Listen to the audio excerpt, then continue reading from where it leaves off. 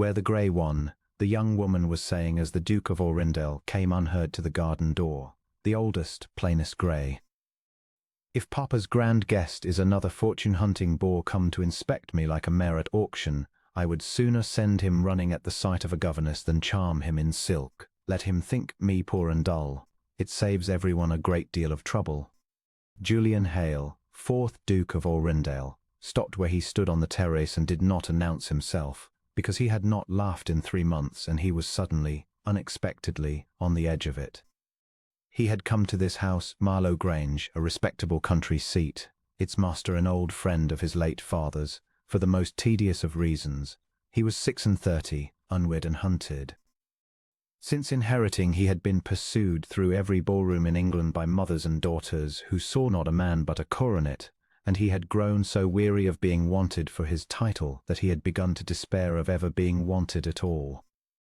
His friend Sir Edmund Fane had written to say his eldest daughter was a sensible, unaffected girl who did not care 2 straws for rank, and Julian, who no longer believed such a creature existed, had come chiefly to prove his friend a fond and deluded father. And now, through the garden door, he had overheard the sensible daughter plotting to repel him in her worst gown. He should have been offended. A duke deliberately met wit with an insult. Instead, he stood on the terrace and felt something he had not felt in years lift in his chest, the giddy, disbelieving relief of a man who has walked 100 miles across a desert and lost the sound of water.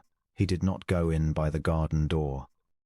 He went round to the front and let himself be announced properly, and he said nothing to Sir Edmund of what he had overheard. And when the family assembled to receive their grand guest, and Miss Beatrice Fane came down the stair in a grey gown so old and plain and deliberately unbecoming that her poor mother visibly despaired, Julian rose and bowed over her hand with perfect gravity, and said, "Miss Fane, what a very sensible gown. I congratulate you on it. Silk is a great deal of fuss for a country afternoon." He watched her eyes fly to his in alarm, watched her realize he had understood exactly what the gown was for, and watched her, to her enormous credit, decide not to be ashamed of it. "I am glad your grace approves," Beatrice said, recovering with a spirit he admired. "I find silk encourages a person to be someone she is not. I would rather be dull in myself than dazzling and false." "Beatrice," her mother breathed, mortified. "No, no," Julian said, and he could not quite keep the warmth from his voice. "Let her speak. I find I have not heard anyone speak plainly to me in a very long time. It is more refreshing than you can imagine, madam. They did not tell her who he truly was." That was the mischief of it, and Julian, who had spent joyless months being a coronet, could not resist. He had come, you see, incognito, or nearly so. Sir Edmund had introduced him to the household only as Mr. Hale, a gentleman of my acquaintance, meaning to spring the ducal surprise later, over dinner, for maximum effect, and Julian, seeing his chance, quietly begged his old friend to keep the secret a while longer. "Let me," he said, "for once in my life be met as a man and not a title." Sir Edmund, amused, agreed. So for 3 days the Duke of Orrindale was simply Mr. Hale, a guest of no particular importance, and Beatrice Fane, believing him a mere gentleman of modest means and no threat to her freedom, treated him accordingly, which is to say, honestly. She showed him the orchard and the beehive she kept herself. She argued with him, gloriously, about a book they had both read, and did not once soften her opinion to flatter him. She wore her plainest gowns without apology, because Mr. Hale was no one she needed to impress. She was clever and unguarded and entirely, luminously herself, and Julian Hale, who had been loved for his coronet by 100 women, and known by none of them, fell in love in 3 days with a woman in a worn grey dress who did not know he was a duke and would not have altered a syllable if she had. On the 3rd evening they walked in the dusk-lit garden, and she said, laughing, "You will think me terrible, Mr. Hale, but I am glad Papa's Grand Duke never came. They wrote that some Duke of Orrindale might visit to look me over. I dreaded it for a week. Imagine a great cold duke inspecting me for suitability, wanting a duchess to hang his jewels upon." She shook her head. "I should have been perfectly wretched, whereas these 3 days with you have been the happiest I have had in a year." Julian stopped walking. The days between deepened everything, and Julian, who had come meaning to stay a single night, found reasons to remain. On the second morning Beatrice took him out to the far meadow where the hives stood, and lifted the veil from a nervous face, his not hers. She was entirely unafraid, and laughed at him openly when he flinched from a drowsy bee. "You, Mr. Hale, are a coward," she declared, "and I shall tell everyone."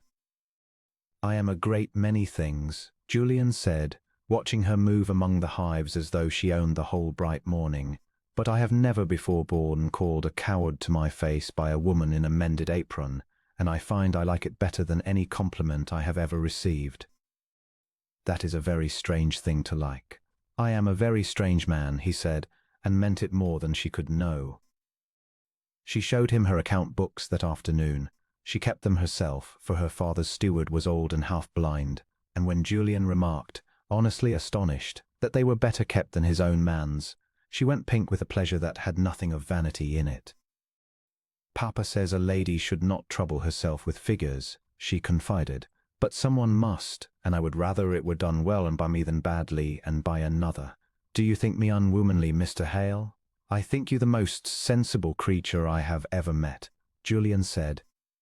"And I have met a great many creatures who were not sensible at all, and wanted only to be admired."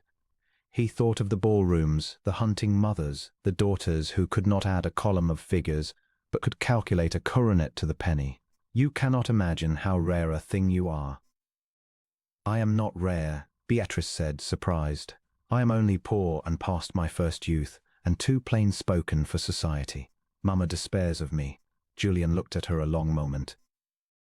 "Your mamma," he said, "is mistaken in every particular."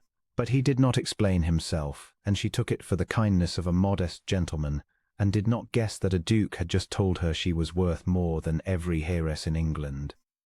That night, alone in his room, Julian stood long at the window and did not sleep. He had come to Marlow Grange a hollow man, tired to his bones of being wanted for a thing he had not earned and could not take pride in. And in 2 days a girl in a worn grey gown had filled the hollow without once trying, without knowing who he was, without wanting anything from him at all. He thought, if I tell her now, it ends. She will remember every honest thing she said and be ashamed of it, and the honesty will die, and I will have killed the only true thing to happen to me in 3 years. So he did not tell her, not yet. He let himself have one more day of being merely a man she liked. It was, he would think afterward, the most selfish and the most necessary thing he had ever done. "Beatrice," he said, and it was the first time he had used her name, and it stopped her too. "I must tell you something, and I am afraid you will not forgive me for it." "That sounds very grave," she said, uncertain. "You are not married, I hope? Or a highwayman?" "Worse," said Julian. "I am the Duke of Orrindale." The garden went very quiet. He watched the words reach her, watched her go still, watched the colour rise in her face, and then to his dismay the light in it went out. "Oh," she said. She stepped back from him. "Oh, I see. Then this, all of this, 3 days, it was a game to you. You heard about the grey gown, I suppose. Papa told you, or you overheard, and you thought it a fine joke to come and watch the plain honest girl make a fool of herself over a Mr. Hale who did not exist." Her voice shook. "I have said 100 foolish things to you. I called you a great cold duke to your face. I said I was glad you had never come, and you let me go on. Beatrice, you must have laughed," she said, wretched, "at how easily I was taken in." "I have not laughed at you once," Julian said, and the force of it stopped her. "I have laughed with you 100 times in 3 days, which is more than I had laughed in 3 years before I came here, but never once at you. Beatrice, listen to me. Yes, I overheard you. I stood at the garden door on the first day and heard you plotting to send the Grand Duke running in your worst grey gown, and do you know what I felt?" He took a step toward her. Relief. Such relief I nearly wept. "Because I have spent 3 years being wanted for a coronet by women who would have worn cloth of gold to snare me and not meant a word of it, and here at last was a woman who would put on her ugliest dress to drive a duke away. And I thought, if I could only be met once by someone who did not know, if I could only find out whether anyone in England could like plain Mr. Hale, who is no one, and could they?" Beatrice whispered. "You did," Julian said simply. "You liked a man of no fortune and no rank, and you argued with him, and showed him your bees, and wore your worst gowns without a blush, and were entirely yourself. Do you understand what that is worth to a man like me? I have been loved for my title all my life and known by no one. And in 3 days you knew me, the real man, the one under the coronet, and you liked him. Beatrice, I did not deceive you to laugh at you. I deceived you because it was the only way in the world to find out if I could be loved for myself. And I can. You proved it. You are the proof. Beatrice stood in the dusk, her worst grey gown gone silver in the fading light, and her eyes were bright.